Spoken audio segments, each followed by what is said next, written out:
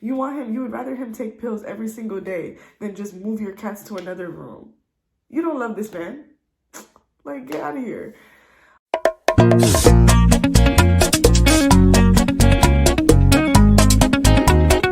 Hey guys, welcome back to my channel. It's your girl Nelly V. Hope y'all are doing well. Y'all, forgive me. I did not do a review last week. Life was crazy. I went out of town and it was just gonna be too much for me. So I just didn't do it. But I did shoot a travel vlog. So hopefully that will be up by the end of this month. So y'all can see where I went out of town and everything. I'm also suffering from some really bad allergies. So my voice kind of sounds weird and I'm kind of congested, but I didn't want to skip 2 weeks in a row. So I'm doing this video for y'all. I'm looking crazy, sounding crazy, but just forgive me. Just forgive me, okay? We're gonna get straight into this episode. If you're new to the channel, go ahead and like the video, subscribe to the channel, leave a comment, say hey, join the fam, and we're gonna get right to it. All right, so this week, all the couples went on a retreat together.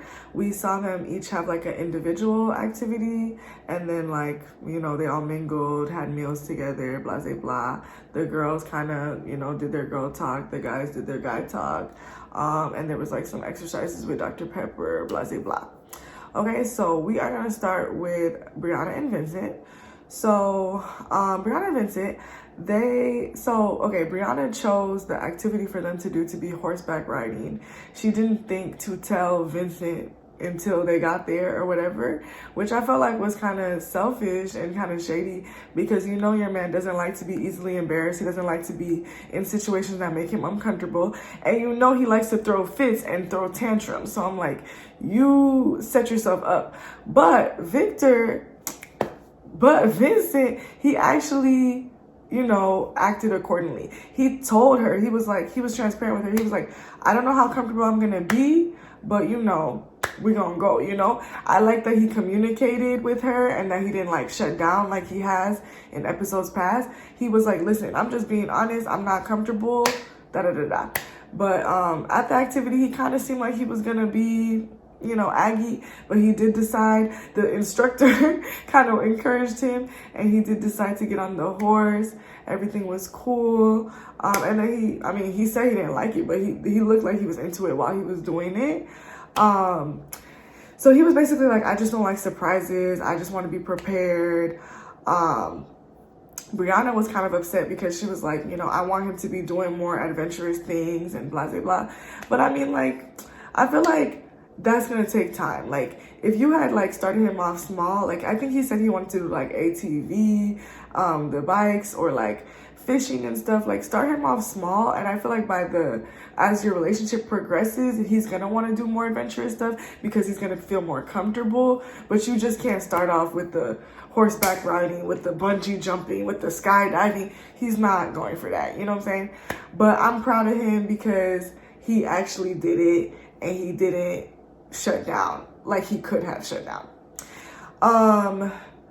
What else did happen with it? Okay, so then at the end of the episode, they started talking about Ryan brought up like, where's everybody, you know, what's everybody doing after decision day type thing.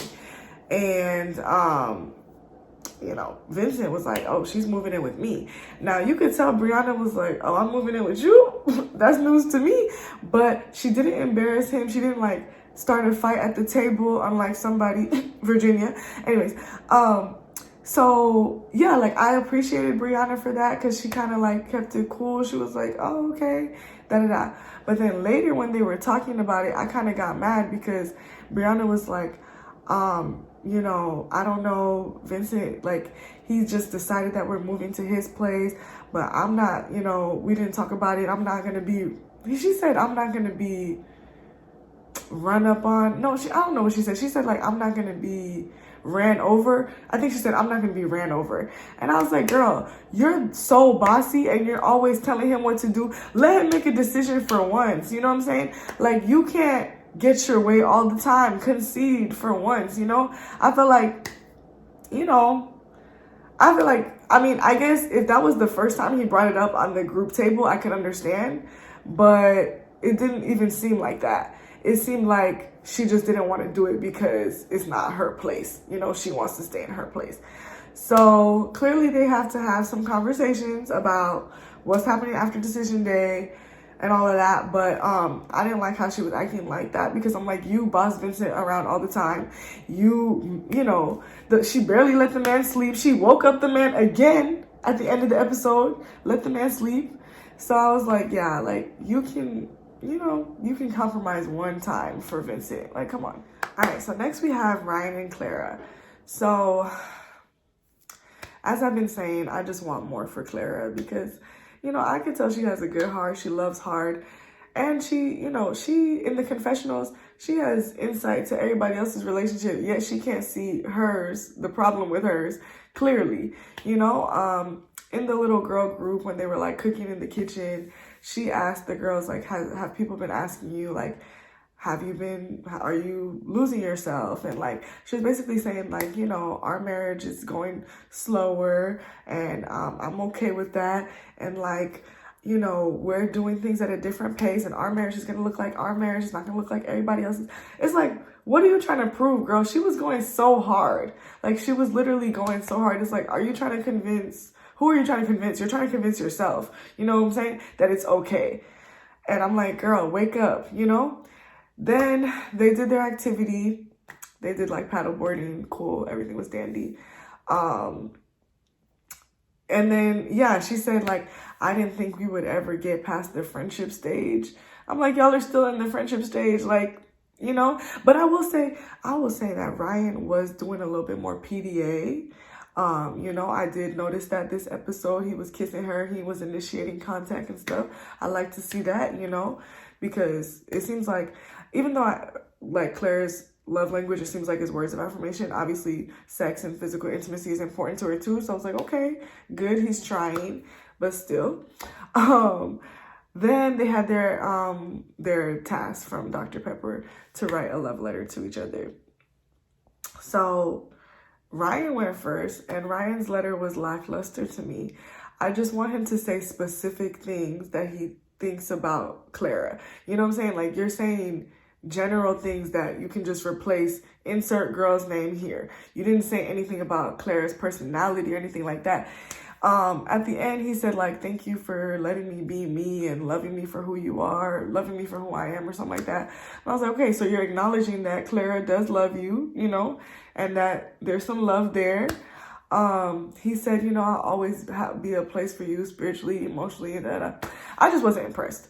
I wasn't impressed, because I want him to say specific things about her. You know what I'm saying? Everything was just so general to me. Like, it could have just been anybody.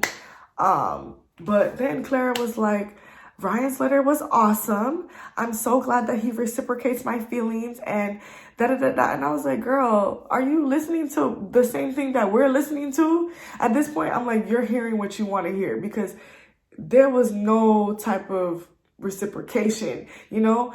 And he even said in the confessional, obviously Clara doesn't know this, but he was like, I'm not ready to say I love you. Meanwhile, Clara's like, going into decision day, I need to hear, I am in love with you. You're not going to get it, girl. And it's so sad, but she's not going to get it. So it's just clearly, he's taking things very slow. He's not ready. He's emotionally guarded. He doesn't open up. Is not vulnerable with you. And I don't feel like she is even vulnerable with him. So it's like, it's not, you know, because I would, you know, with your partner, you should be able to tell him everything, just really open up. And I don't feel like she's doing that. And so I don't really feel like this is the relationship she needs to be in. But it looks like they're going to say yes, because, you know, she already said, I can't wait to say yes after decision day. You know, y'all already know she's moving into his place. So, I mean, it is what it is. Hopefully he can get there. Maybe by the reunion, he'll say, I love you. That's what I'm hoping for her at this point. All right, next we have Haley and Jacob. Now, when I had seen the episode last week with this whole bracelet situation, I was like, yo, I really should have did a video, because I had so much to say. But like, things between them have gotten so ugly, so tense. They can't even be civil with one another. And y'all know I was the first one to defend Haley. Not defending her no more. This is no longer a Haley stand account because she's acting petty. She's acting very immature. Her tone, her attitude is very off-putting. And I'm like, okay, girls, now you're doing too much. You're doing too much.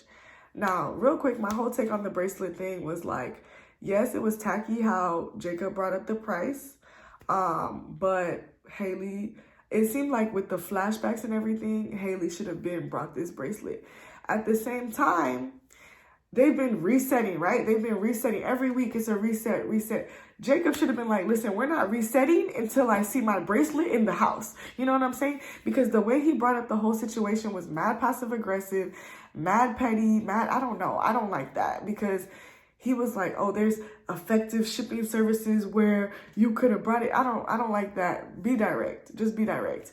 But I didn't like how Haley was acting towards the bracelet and everything because clearly he put some effort and some time into that. Why would you be buying something that costs $800 for a stranger? I don't know. It wouldn't be me. But he did it. He was committed to the process, whatever. And she really just like did not care, like basically stomped all over it, you know?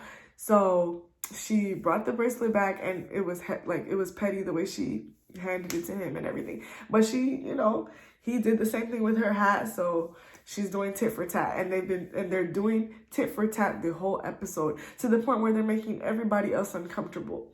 So first of all, they decide to drive to the place separately. I'm like, at that point, why are y'all even going?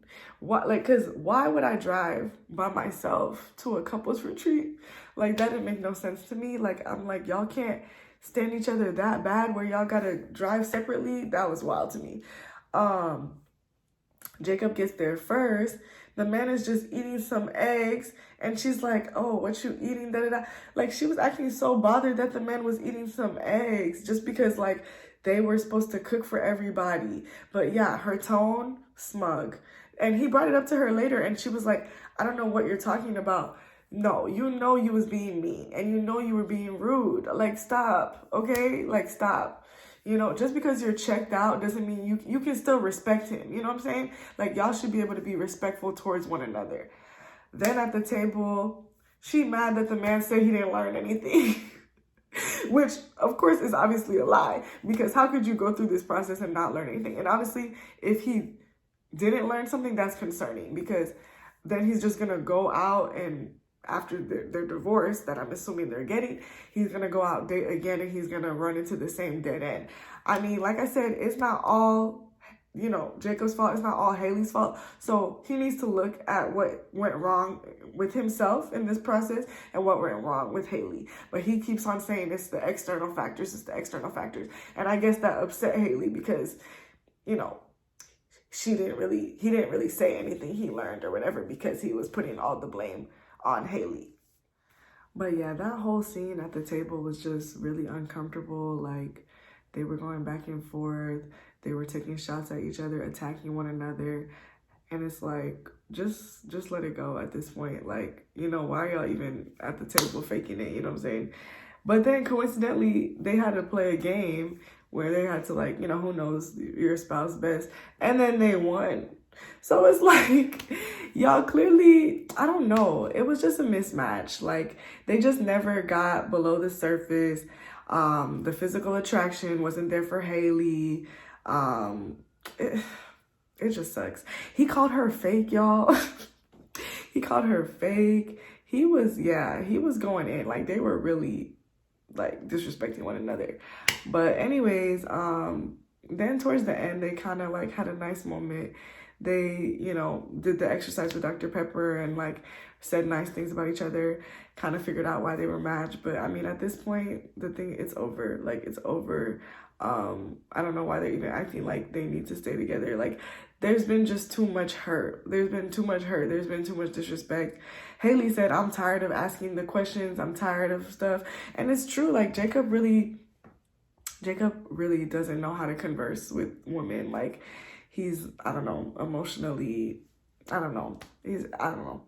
He just is very like weird and particular about a lot of certain things. Like the whole balloon animal thing, the whole like dryer sheet thing. It's like, it's weird. And Haley is, every time he says one of those like quirky things, she like is rolling her eyes, or she's just like, like, you know, so it's just, it's, get it. All right, did it. Okay. Anyways, and then, you know, it's so funny that they won the game, right? And then they went and slept in separate bedrooms. You know what I'm saying? Like, it's just ironic. Like, it's so ironic to me. Okay, so lastly, we have Virginia and Erik. See, this video is short because we only got 4 couples, and this is how it should have been because, well, anyways. Okay, so Virginia and Erik, okay, starting from the car ride, Erik was like, I don't like how you bring up certain things around the cameras, and we're not fighting this weekend because it's never me, it's always you. I was like, yo, Erik, you never take accountability. You never think anything is your fault. It's always Virginia. I do not like that he's always blaming her. Like, you're perfect. You're not perfect, Erik, okay? Virginia's not perfect either. And I know that she probably does start a lot of the arguments too, but it's you. You be aggy for no reason. So I didn't like that. So they already started off on a bad like foot. And he was like, Virginia was like, you already got mad at me for other stuff today and stuff. So they just, as Erik said himself, they keep fighting, making up, and it's not sustainable because they have fundamental differences that they're not going to be able to work through. And it's like, the love is there. Virginia says the love is there. Erik says the love is there. But is love enough? It's not. Because functionally, the relationship is not working because there's just too much differences in values and lifestyle. Virginia's priorities are all out of whack, y'all. All out of whack. I don't know why she wanted to get married if she was not able to like really be committed and really put Erik in that #1 spot. Like, you know, as Erik's sister-in-law told her last week, like, you know, you gotta give up some things. You cannot expect to just be single and then have Erik, you know, like she just wants the best of both worlds and it's not gonna happen.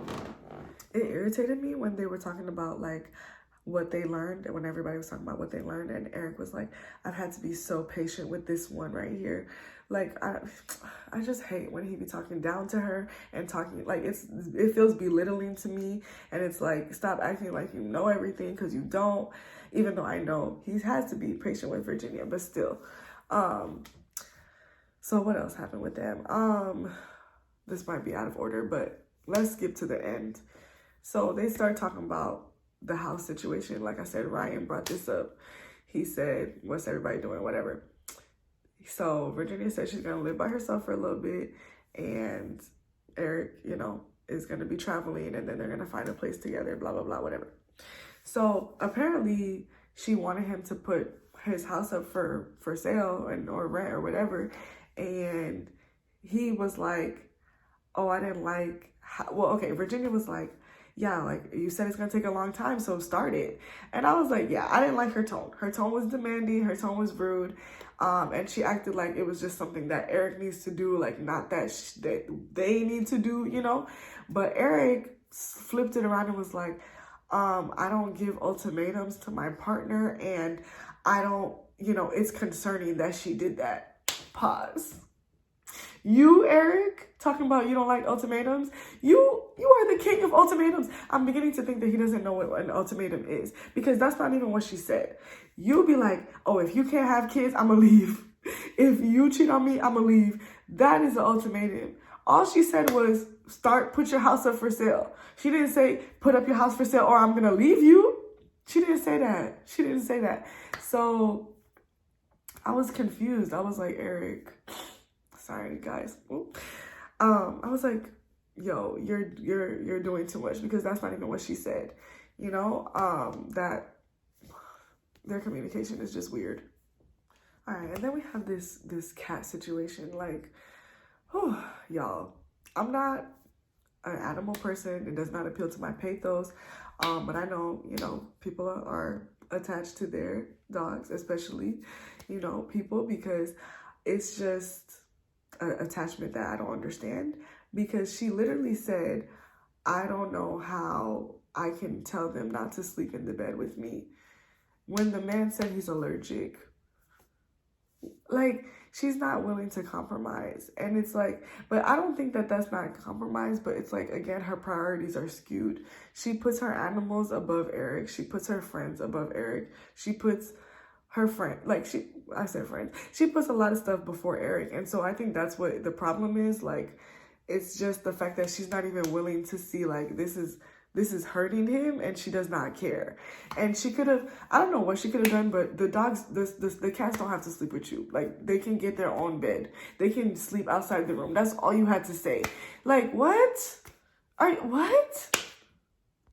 On top of that, she was like laughing, kind of making light of the situation. Erik is like trying to be serious, and that's not the first time. She does that a lot, like when they're talking about something serious, and she'll just like make a little comment or like make light of the situation.